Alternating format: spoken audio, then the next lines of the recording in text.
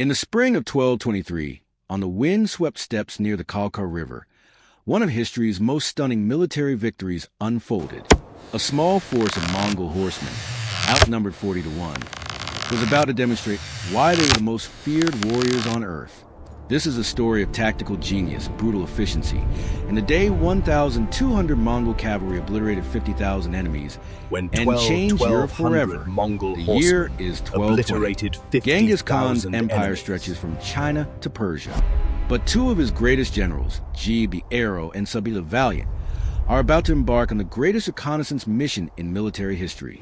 20,000 The Mongol horsemen, conquests one reshaped mission, the 13th probe the century western world, lands, creating gather the intelligence, largest and test the contiguous strength land of distant empire. kingdoms.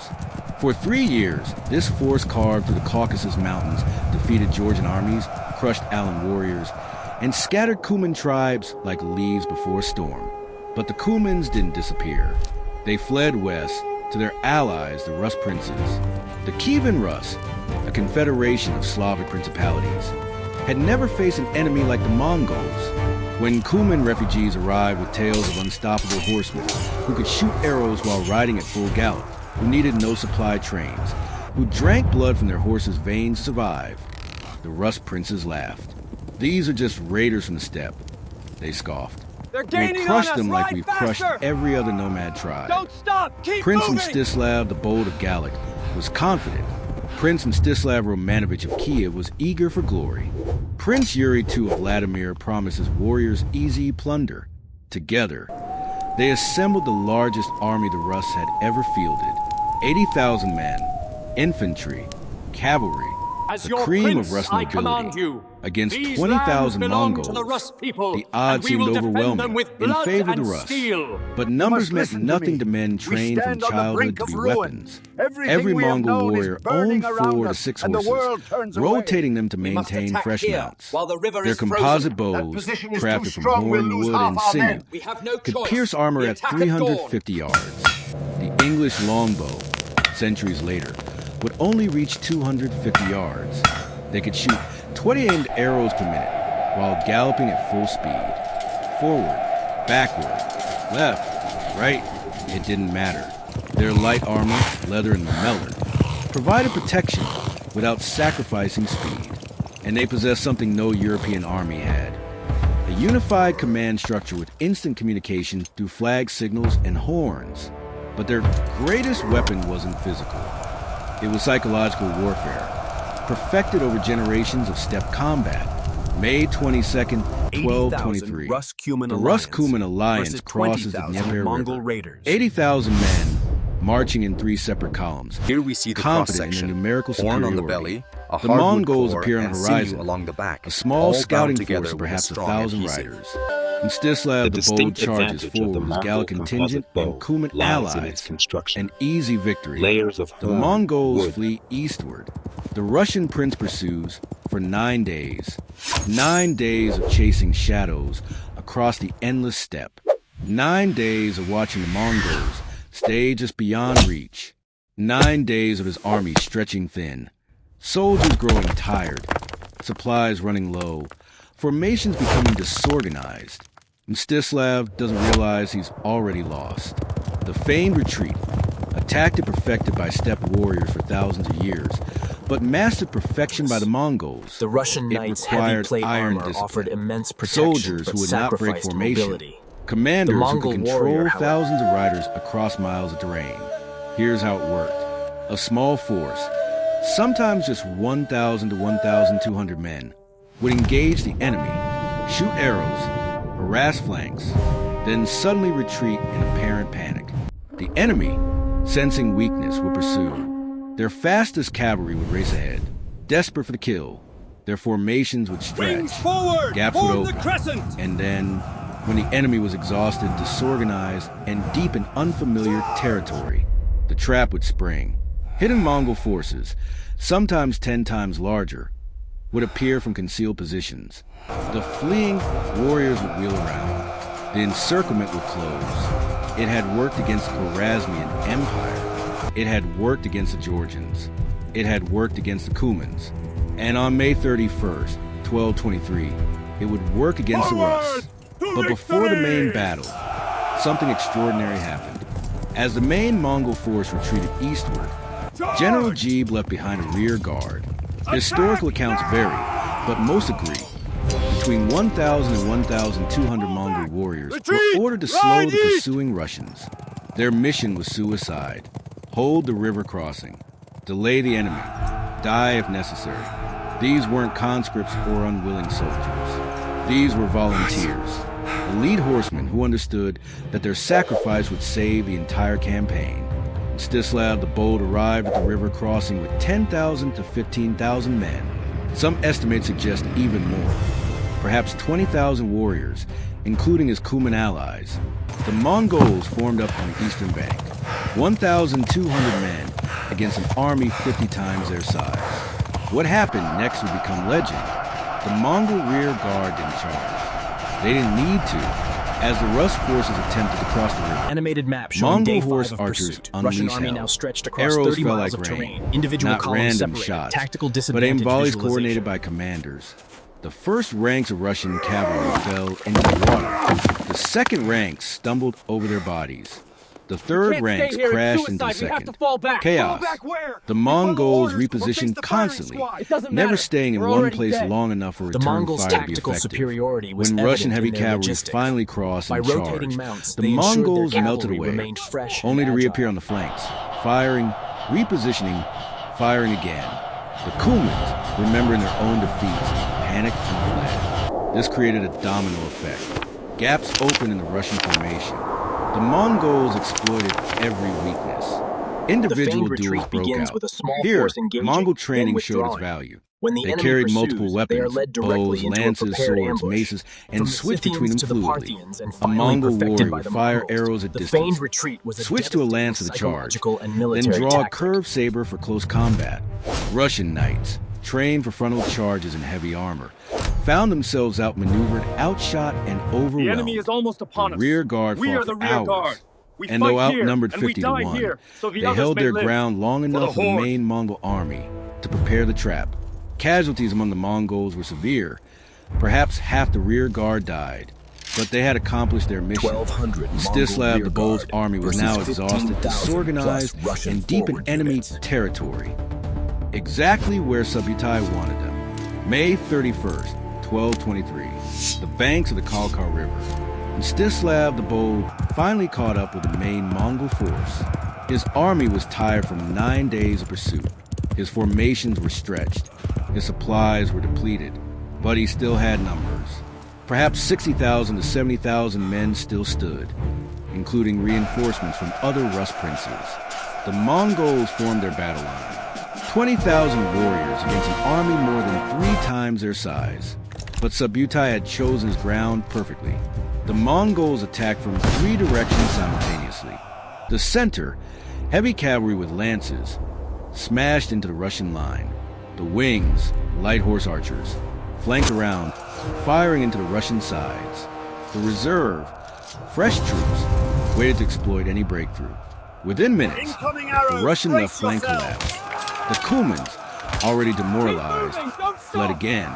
This created a cascading rout. Russian princes tried to rally their men, but the Mongol coordination was too perfect.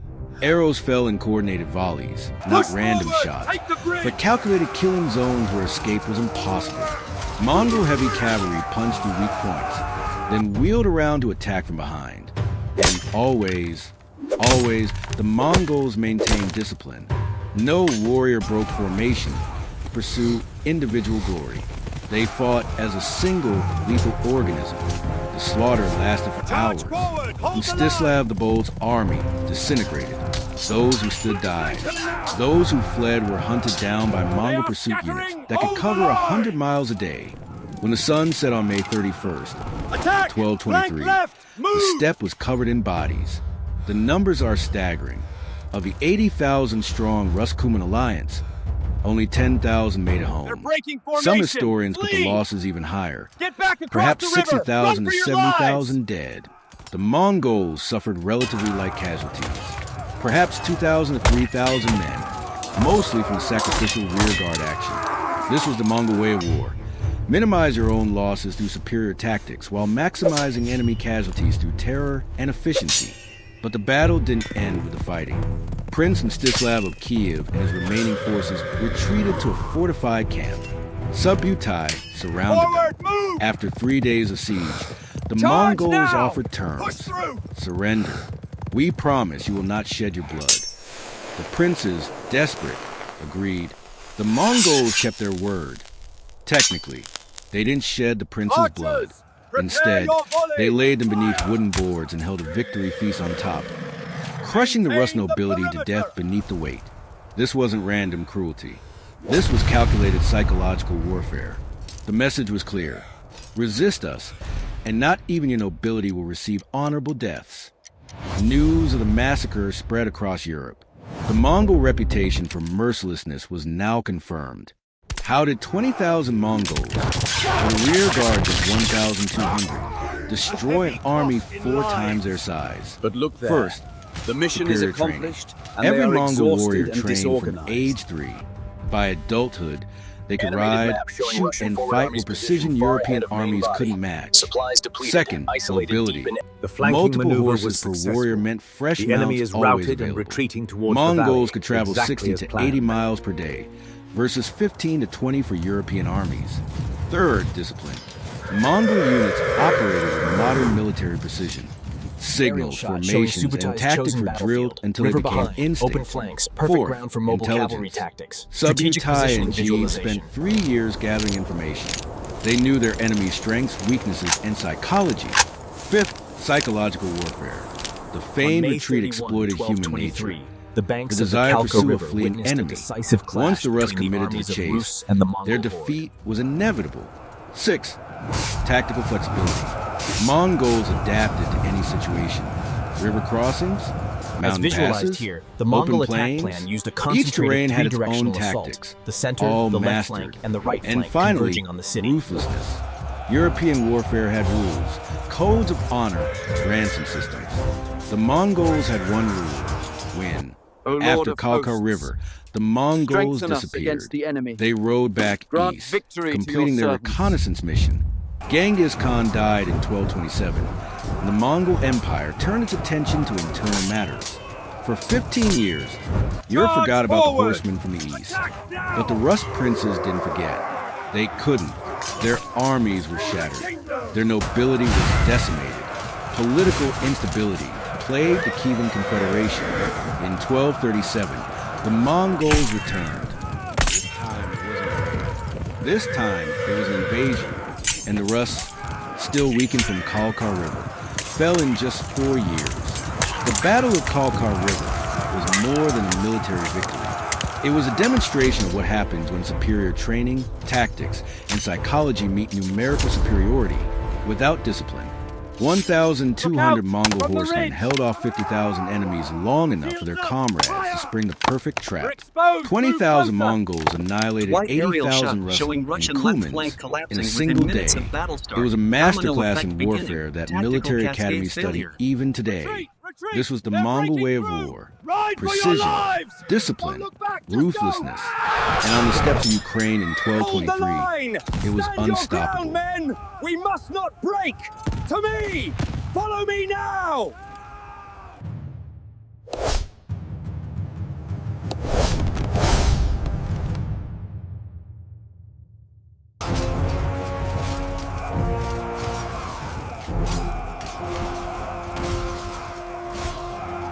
Wide shot showing Russian army now fighting in multiple disconnected groups, surrounded, coordinated defense impossible, tactical isolation.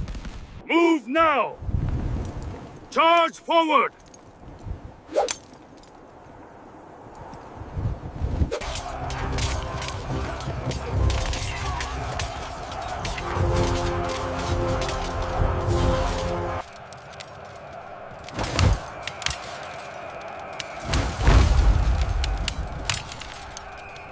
Charge! Break through! Archers, to the flanks! Surround them now! Let go of me! Pull harder! Hold him down! Move up! Move up! They're flanking the left! I can't carry this anymore! Leave it! Just move! Go! We have to get out of here! Ride them down! Show no mercy! They are upon us! Keep moving!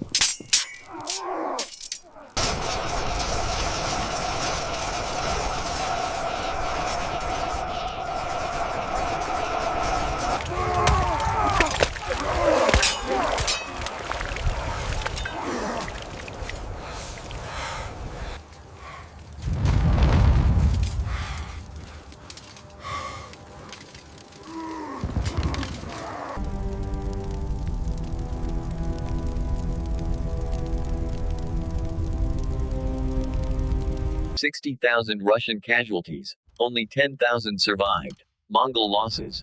2,000, 3,000. Attack now! Burn the camp!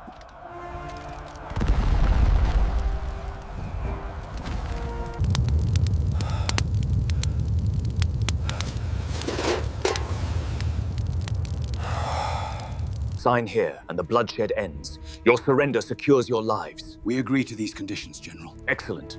The Horde honors its agreements.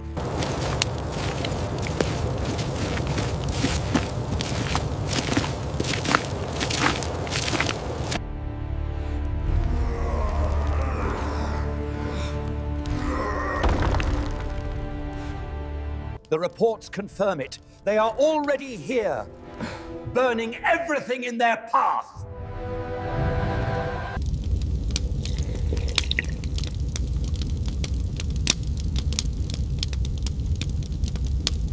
We have crushed our enemies! Drink deeply, warriors!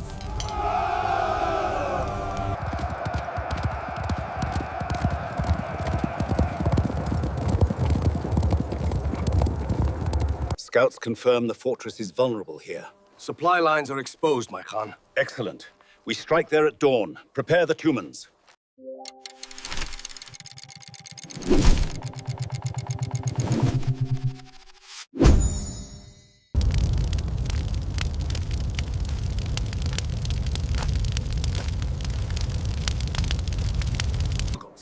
We must hold this position, regardless of the losses. It is our only hope. Our strength is broken. The great army advances! None shall stand in our way!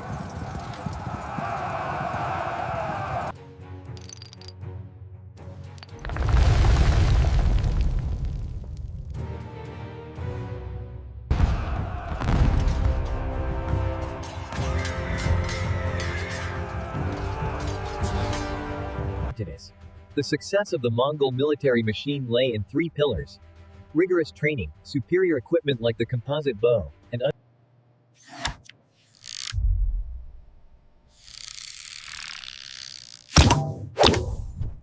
Why the Mongols won. Training, mobility, discipline, intelligence, psychology, and ruthlessness. The lessons from the Kalka River remain valid today. Understanding this engagement is crucial for validating our contemporary doctrine.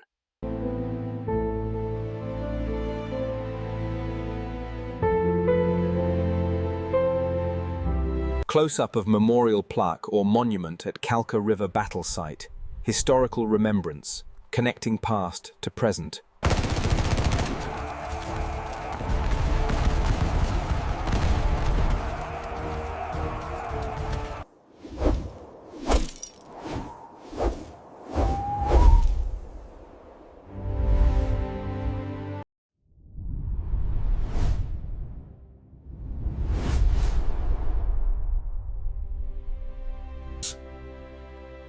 The Mongol Empire would become the largest contiguous land empire in human history.